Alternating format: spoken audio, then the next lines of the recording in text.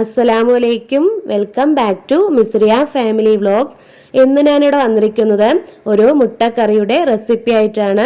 നമ്മളെപ്പോഴും മുട്ടക്കറി പുഴുങ്ങിയിട്ടോ അല്ലെങ്കിൽ നമ്മൾ അതുപോലെ ഉടച്ചൊഴിച്ചിട്ടൊക്കെയാണല്ലോ നമ്മൾ കറി വെച്ചിരിക്കുന്നത്.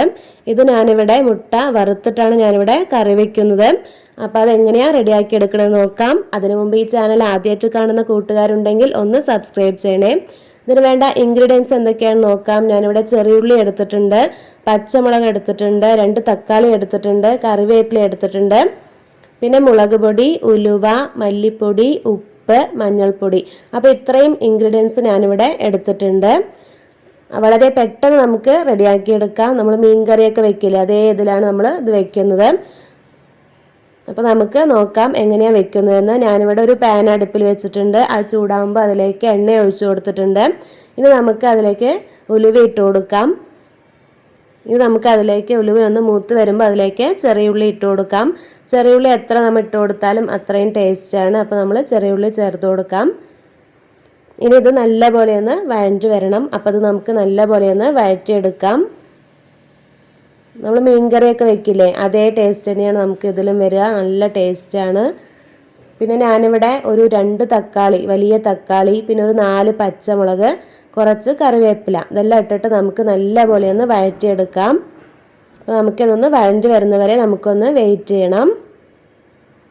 അപ്പോൾ ഇതിൻ്റെ പച്ചമണമൊക്കെ മാറി നല്ല പോലെ ഒന്ന് വഴറ്റി വരണം. വളരെ പെട്ടെന്ന് നമുക്കിത് റെഡിയാക്കിയെടുക്കാം.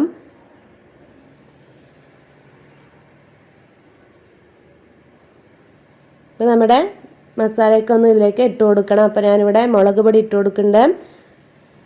1.5 ടേബിൾ സ്പൂൺ മുളക് പൊടി ഞാൻ ഇവിടെ എടുത്തിട്ടുണ്ട്. ഇനി നമുക്ക് ഇതിലേക്ക് ഒരു 3 ടേബിൾ സ്പൂൺ മല്ലിപ്പൊടി ചേർത്ത് കൊടുക്കാം.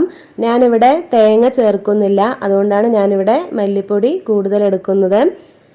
പിന്നെ ഞാനിവിടെ 1/2 ടേബിൾ സ്പൂൺ മഞ്ഞൾപ്പൊടി എടുത്തിട്ടുണ്ട്. ഇനി നമുക്ക് ഇതൊക്കെ ഒന്ന് നല്ല പോലെ ഒന്ന് മിക്സ് ആക്കണം. അപ്പോൾ മസാലയുടെ ആ പച്ച ഇതൊക്കെ മാറണം. ഇനി ഞാനിവിടെ ഒരു നാരങ്ങ വലിപ്പത്തിലുള്ള പുളി എടുത്തിട്ടുണ്ട്.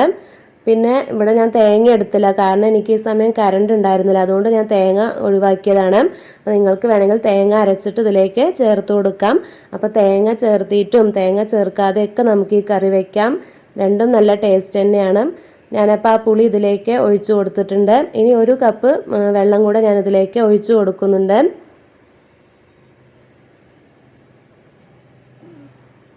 തേങ്ങ ചേർത്ത് അപ്പോൾ നമുക്ക് ഇനിയും കുറച്ചും കൂടെ കറി കൂടുതൽ കിട്ടും.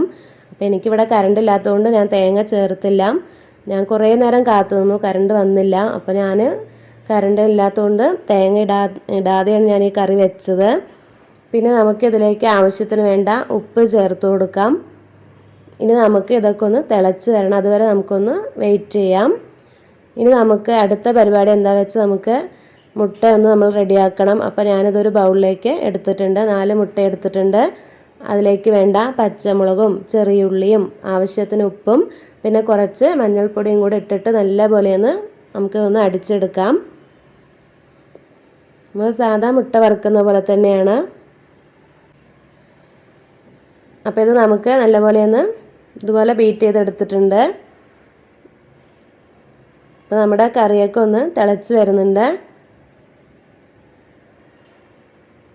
അപ്പോൾ നമുക്കിതൊരു വേറെ അടുപ്പിലേക്ക് മാറ്റാം. ഇനി നമുക്ക് ആ മുട്ടയൊന്ന് വറുത്തെടുക്കണം. നമുക്കൊരു പാൻ ഇതുപോലെ വെച്ചിട്ട് അതിലേക്ക് കുറച്ച് ഓയിൽ ഒഴിച്ചു കൊടുക്കാം. ഇനി നമുക്ക് അതിലേക്ക് കുറച്ച് മുട്ട ഒഴിച്ചു കൊടുക്കാം.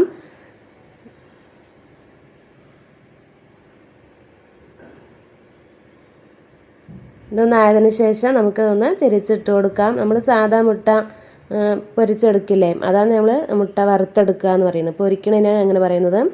ഇനി നമുക്കതൊന്ന് തിരിച്ചിട്ട് കൊടുക്കാം.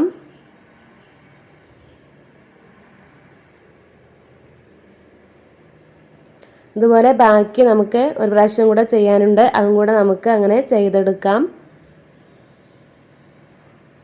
അപ്പോൾ ഇത് വലിയ പണിയൊന്നുമില്ല. അപ്പോൾ നമുക്ക് തോന്നും ഇതൊക്കെ ഇങ്ങനെ ചെയ്യണം എന്നൊക്കെ തോന്നും, പക്ഷേ ഒരു പണിയുമില്ല, നമുക്ക് പെട്ടെന്ന് ചെയ്തെടുക്കാവുന്നതേ ഉള്ളൂ.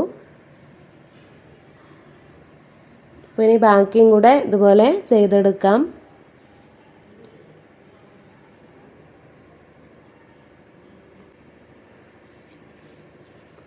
അങ്ങനെ നമ്മൾ 2 പ്രാവശ്യമായിട്ട് ഇത് ചെയ്തെടുത്തിട്ടുണ്ട്. ഇനി നമുക്കിതൊന്ന് തിരിച്ചിട്ട് കൊടുക്കാം.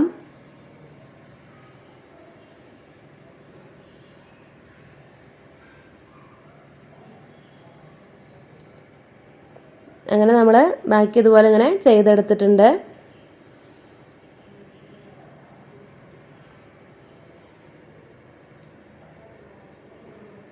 ഇനി നമുക്കിത് നമ്മുടെ ആ കറിയിലേക്ക് ഇട്ട് കൊടുക്കാം. ഓരോരോ പീസായിട്ട് അതിലേക്ക് ഇട്ട് കൊടുക്കാം. അങ്ങനെ നമ്മുടെ കറി ഇവിടെ റെഡി ആയിട്ടുണ്ട്. മുട്ട വറുത്ത പുളി. അപ്പോൾ തേങ്ങയൊന്നും ഇടാത്തൊരു കറിയാണ്. വളരെ പെട്ടെന്ന് റെഡിയാക്കിയെടുക്കാം. നിങ്ങളെല്ലാവരും ഇതുപോലെ ഒന്ന് ട്രൈ ചെയ്ത് നോക്കണം.